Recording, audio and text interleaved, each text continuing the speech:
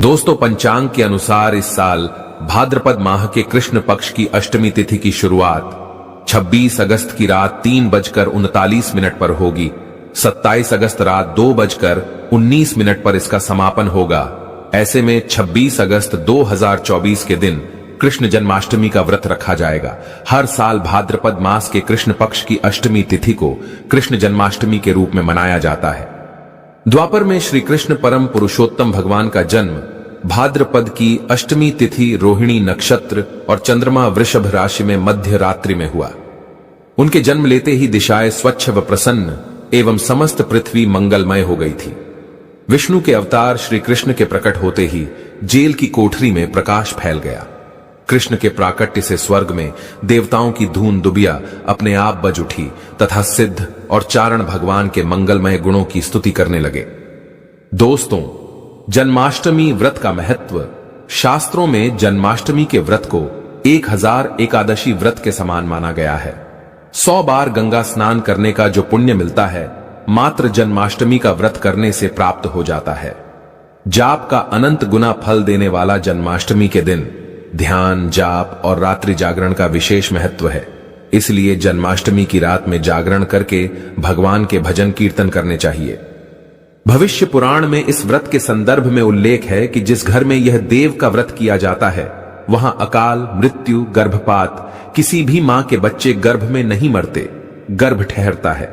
वैधव्य, दुर्भाग्य तथा कलह नहीं होती। जो एक बार भी इस व्रत को करता है, उसे श्री कृष्ण का आशीर्वाद प्राप्त होता है। वो प्राणी संसार के सभी सुखों को भोगकर विष्णु लोक में निवास करता है। जन्माष्टमी पूजन विधि। हिंदू धर्म में भगवान श्री कृष्ण की पूजा सभी संकटों से निकालकर सुख, समृद्धि और सौभाग्य का वरदान देने वाली मानी गई है।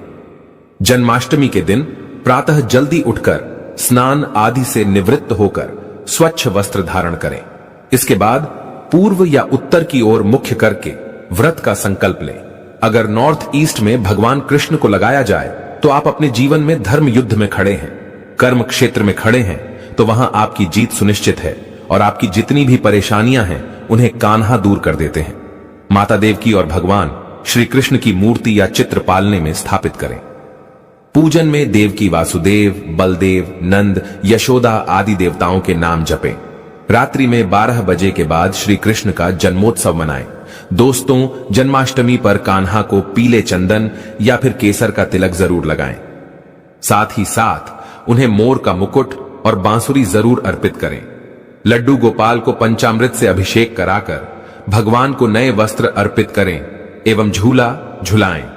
तुलसी डालकर माखन, मिश्री व धनिये की पंजीरी का भोग लगाएं। तत्पश्चात आरती करके प्रसाद को वितरित करें। दोस्तों, कृष्ण जन्माष्टमी कब है? पंचांग के अनुसार इस साल भाद्रपद माह के कृष्ण पक्ष की अष्टमी तिथि की शुरुआत 26 अगस्त की रात 3:39 पर होगी। 27 अगस्त रात 2:19 पर इसका समापन होगा। ऐसे में 26 अगस्त 2024 के दिन कृष्ण जन्माष्टमी का व्रत रखा जाएगा। कृष्ण जन्माष्टमी की पूजा मध्य रात्रि की जाती है। इसलिए इस साल भगवान श्री कृष्ण का जन्मोत्सव 26 अगस्त 2024 सोमवार को मनाया जाएगा। दोस्तों, चलिए जानते हैं जन्माष्टमी पर श्री कृष्ण की जन्म कथा। दोस्तों, जन्माष्टमी की यह कथा चुपके से भी सुनने से समस्त तकलीफें, बीमारियां सब समाप्त हो जाती हैं। पितृदोष, मंगल दोष, काल सर्प दोष, शनि दोष तुरंत ठीक हो जाते हैं। आइए सुनते हैं जन्माष्टमी की कथा। दोस्तों, पौराणिक कथाओं के अनुसार भाद्रपद माह कृष्ण पक्ष की अष्टमी तिथि को भगवान कृष्ण ने माता देवकी की 8वीं संतान के रूप में जन्म लिया था। कृष्ण जी का जन्म मथुरा में कंस के कारागार में हुआ था। माता देवकी राजा कंस की बहन थी। कंस को सत्ता का लालच था। उसने अपने पिता राजा उग्रसेन की राजगद्दी छीनकर उन्हें जेल में बंद कर दिया था और स्वयं को मथुरा का राजा घोषित कर दिया था। राजा कंस अपनी बहन देवकी से बहुत प्रेम करते थे। उन्होंने अपनी बहन का विवाह वासुदेव से कराया था, लेकिन जब वह मां देवकी को विदा कर रहा था, तभी एक आकाशवाणी हुई कि देवकी का 8वां पुत्र कंस की मौत का कारण बनेगा। यह सुनकर कंस डर गया। उसने तुरंत अपनी बहन और उनके पति वासुदेव को जेल में बंद कर दिया। उनके आसपास सैनिकों की खड़ी पहरेदारी लगा दी। कंस अपनी मौत के डर से देवकी और वासुदेव के साथ संतानों को मार चुका था। कृष्ण जी का जन्म इसके बाद भाद्रपद माह कृष्ण पक्ष की अष्टमी तिथि को रोहिणी नक्षत्र अंधेरी रात में भगवान कृष्ण ने देवकी की 8वीं संतान के रूप में जन्म लिया। श्री कृष्ण के जन्म लेते ही कोठरी प्रकाशमय हो गई। आकाशवाणी हुई कि विष्णु जी ने कृष्ण जी के अवतार में देवकी के कोख में जन्म लिया है। उन्हें गोकुल में बाबा नंद के पास छोड़ आए और उनके घर एक कन्या जन्मी है, उसे मथुरा लाकर कंस को सौंप दे। कान्हा चले गोकुल धाम। आकाशवाणी सुनते ही वासुदेव के हाथों की हथकड़ी खुल गई। सभी पहरेदार सोने लगे। कान्हा को एक टोकरी में बाल गोपाल को रखकर सिर पर रख लिया और गोकुल की ओर चल पड़े। कान्हा को गोकुल धाम ले जाने में वासुदेव को कई मुसीबतों का सामना करना पड़ा। यमुना नदी कृष्ण जी के चरणों को स्पर्श करने के लिए उफान पर आ गई, लेकिन चरण स्पर्श के बाद वो फिर से शांत पड़ गई। वो कान्हा को बाबा नंद के पास छोड़ आए और गोकुल से कन्या को लेकर वापस लौट आए। जेल अपने आप बंद हो गया और उनके हाथों में हथकड़ियां लग गई। कन्या के रोने की आवाज सुनते ही सभी पहरेदार उठ गए। कंस बंदी गृह आया। वो कन्या को देवकी और वासुदेव की 8वीं कन्या समझ उसे मारने चला, लेकिन वो आकाश में उड़ गई और फिर से आकाशवाणी हुई कि कंस को मारने वाला अब इस दुनिया में पैदा हो चुका है। बाबा नंद और उनकी पत्नी मां यशोदा ने कृष्ण जी का पालन पोषण किया। राजा कंस ने कृष्ण जी का पता लगाकर उन्हें मारने की खूब कोशिश की, लेकिन कंस की सारी कोशिशों विफल हुई और कृष्ण जी को कोई मार नहीं सका। अंत में श्री कृष्ण ने कंस का वध किया। राजा उग्रसेन को फिर मथुरा की राजगद्दी सौंप दी। इस तरह से जन्माष्टमी की व्रत कथा पूरी हुई। दोस्तों, आगे बढ़ने से पहले कमेंट बॉक्स में अपनी राशि भी डाल दीजिएगा। यदि हमारे पास कोई उपाय होगा तो वो आकर हम आपके कमेंट के रिप्लाई में बता देंगे। दोस्तों, जन्माष्टमी पर भूलकर भी ना करें। ये गलतियां तुलसी को लेकर ना करें। ये गलती जन्माष्टमी के दिन भूलकर भी तुलसी की पत्तियां तोड़ने से बचना चाहिए। दरअसल शास्त्रों में कहा गया है कि कृष्ण भगवान विष्णु के अवतार हैं और उन्हें तुलसी अति प्रिय है। ऐसे में इस दिन तुलसी की पत्तियां नहीं तोड़नी चाहिए। जन्माष्टमी से पहले आप तुलसी तोड़कर रख लें। बिना तुलसी के जन्माष्टमी का पर्व अधूरा है। भगवान कृष्ण किसी भी ऐसे भोग को स्वीकार नहीं करते जिसमें तुलसी पत्र ना पड़ा हो। ऐसा भोग पाप के समान होता है, जहरीला माना जाता है। चावल खाना, ये बात तो सभी जानते हैं कि एकादशी के दिन चावल नहीं खाने चाहिए, लेकिन बहुत ही कम लोग जानते हैं कि जन्माष्टमी के दिन भी चावल को खाना वर्जित होता है। चाहे आप व्रत रखें या ना रखें, लेकिन जन्माष्टमी के दिन चावल खाना शुभ नहीं माना जाता।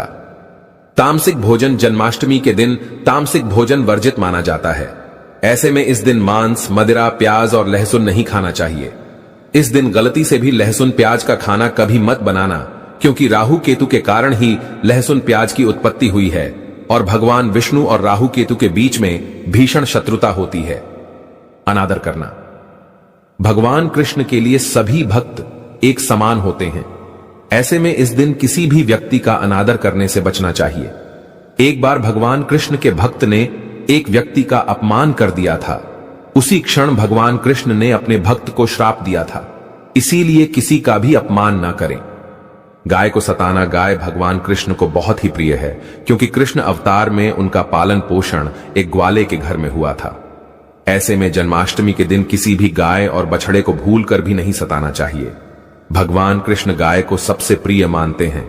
गाय माता को सबसे ज्यादा प्यार करते हैं, इसीलिए गाय को इस दिन रोटी, फल वगैरह मिठाई अवश्य खिलाएं। जन्माष्टमी के दिन केवल सात्विक खाना खाएं। जन्माष्टमी व्रत में दूध और दही जरूरी है। व्रत के दौरान ताजे फलों के शेक, लस्सी, छाछ या दूध का मजा ले सकते हैं। नारियल पानी पी सकते हैं। जन्माष्टमी के दिन पेड़ों को काटना भी अशुभ माना जाता है। श्री कृष्ण हर चीज में बसते हैं और हर चीज उनमें बसती है, बल्कि हो सके तो इस दिन ज्यादा से ज्यादा पेड़ लगाने चाहिए। इससे घर और परिवार में सुख और शांति बनी रहती है। भगवान कृष्ण सदा पीपल के वृक्ष में रहते हैं। पीपल वृक्ष पर जन्माष्टमी पर जल अवश्य अर्पित करें, इससे वो प्रसन्न जल्दी होते हैं। दोस्तों, जन्माष्टमी के दिन ब्रह्मचर्य का पालन करना अनिवार्य होता है। इस दिन पूरे पवित्र मन तन से भगवान की पूजा करनी चाहिए। कम से कम इस दिन पत्नी से दूर रहना चाहिए। जो पति पत्नी जन्माष्टमी पर एक दूसरे से दूर रहते और संयम और नियम का पालन करते हैं, तो उन्हें एक सुशील और सुंदर पुत्र की प्राप्ति होती है। ऐसे बालक का मुख भगवान कृष्ण की तरह होता है और शरीर भगवान कृष्ण की तरह कोमल होता है। जो लोग इस दिन व्रत रखते हैं तो उन्हें रात में 12 बजे से पहले अपना व्रत नहीं खोलना चाहिए। उससे पहले व्रत खोलने से पूजा का फल नहीं मिलता है और व्रत भी अधूरा माना जाता है। जन्माष्टमी पर करें इन मंत्रों का जाप। भगवान कृष्ण की कृपा से आपकी समस्त गरीबी दूर हो जाएगी। आप धनवान हो जाएंगे, मालामाल हो जाएंगे। आपके घर में राधा रानी की कृपा बरसेगी, माता लक्ष्मी की कृपा बरसेगी। दोस्तों, श्री कृष्ण मंत्र क्रीम कृष्णायनम। भगवान श्री कृष्ण के इस मंत्र का जाप करने से धन धान्य की प्राप्ति होती है। ऐसे में जन्माष्टमी के विशेष अवसर पर इस मंत्र का जाप करने से साधक को शुभ फलों की प्राप्ति होती है। हरे कृष्णा कृष्णा कृष्णा हरे हरे, हरे राम राम राम हरे हरे करने से भगवान कृष्ण के कान खड़े हो जाते हैं। वो भक्त की पुकार अवश्य सुनते हैं। कम से कम इसका जाप 21 बार अवश्य करें या 108 बार भी आप कर सकते हैं। बहुत ही शुभ माना जाता है। दोस्तों, जन्माष्टमी पर जो स्त्री भगवान लड्डू गोपाल को झूला झुलाती है उसे अनंत काल तक बांझपन का सामना नहीं करना पड़ता है। भगवान लड्डू गोपाल की कृपा से ऐसी स्त्री को सुंदर पुत्र की प्राप्ति होती है। दोस्तों, जन्माष्टमी पर मोर पंख अवश्य लाएं और मंदिर में स्थापित करें। भगवान कृष्ण की बंसी जन्माष्टमी पर अवश्य लेकर आए। अगर आप व्रत रख रहे हैं तो भगवान लड्डू गोपाल के खिलौने आदि जरूर लेकर आना। इसे लाना मत भूलना और जन्माष्टमी पर कौड़ियां आप ला सकते हैं। भगवान कृष्ण की स्थापना कर सकते हैं। इस दिन गलती से भी किसी भी व्यक्ति को गिफ्ट के तौर पर भगवान कृष्ण को उपहार में कभी मत देना। इससे घर की लक्ष्मी रुष्ट हो सकती है। जन्माष्टमी पर सोने, चांदी, तांबा, पीतल की खरीदारी कर सकते हैं। शुभ माना जाता है जन्माष्टमी पर पालना अवश्य लेकर आना। इसमें लड्डू गोपाल जी झूला झूलेंगे। दोस्तों, जन्माष्टमी पर तुलसी माता के सामने भगवान कृष्ण के 4 नाम जैसे गोपाला, गोविंदा, देवकीनंदन और दामोदर पुकारे और साथ ही ओम नमो भगवते वासुदेवाय नम मंत्र का जाप करें। ऐसा करने से सभी समस्याएं दूर हो जाएंगी। माता तुलसी आपके घर को धन धान्य से भर देंगी। जन्माष्टमी के दिन भोग में मक्खन के साथ तुलसी दल जरूर डालें और वो भगवान कृष्ण को अर्पित करें। दोस्तों, जन्माष्टमी के शुभ अवसर पर करें नमक का विशेष उपाय। दोस्तों, मैं ईश्वर की सौगंध खाता हूं। नमक का यह उपाय करने से आपके समस्त पाप नष्ट हो जाएंगे, गरीबी दूर हो जाएगी, आपकी नौकरी लग जाएगी। संतान प्राप्त हेतु व्यापार चलाने के लिए भी यह उपाय जरूर करें। दोस्तों, हम भी नमक का यह उपाय जरूर करते हैं। मैं ईश्वर की सौगंध खाता हूं। अगर आपने यह उपाय कर लिया तो आपको करोड़पति होने से कोई नहीं रोक पाएगा। भगवान कृष्ण का विशेष आशीर्वाद मिलेगा। आइए जानते हैं नमक का विशेष उपाय। दोस्तों, उपाय है एक नमक का पैकेट, 50 ग्राम सूखी लाल मिर्च, 500 ग्राम चावल, 100 ग्राम उड़द की दाल, 250 ग्राम आटा और 11 रुपए की दक्षिणा तथा एक पानी की बोतल और 5 रुपए के काले तिल। बस इतनी सी सामग्री एक थैली में एकत्रित कर ले। दोस्तों, उसके बाद किसी भी गरीब, बुजुर्ग या गरीब महिला को चुपके से दान दे दे और पीछे मुड़कर ना देखे, घर को वापस चले आए। दोस्तों, आप यकीन मानो गुरु परंपरा से प्राप्त ये महाउपाय आपकी काया पलट कर रख देगा।